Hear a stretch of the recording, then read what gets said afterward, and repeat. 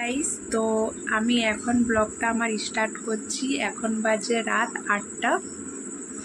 তো আমি এখন থেকে আমার ব্লগটা স্টার্ট করছি। আশা করি তোমাদের সবারই ব্লগটা ভালো লাগবে। রাতে আর কন্টিনিউ করতে পারলাম না, দিয়ে সকালে ঘুম থেকে উঠলাম। ঘুম থেকে উঠে দেখছি মা বানাচ্ছে পকোড়ি পেঁয়াজের। তো সেটাই বললাম, কাল রাতে একটু শরীরটা ঠিক ছিল না, তারপর মুড়ি নিয়ে বসে গেলাম। এটা ঝাড়খণ্ডের ফেমাস খাবার, চপ ঘুগনি মুড়ি, আর তার সাথে পাঁপড় আর পেঁয়াজের পকোড়ি।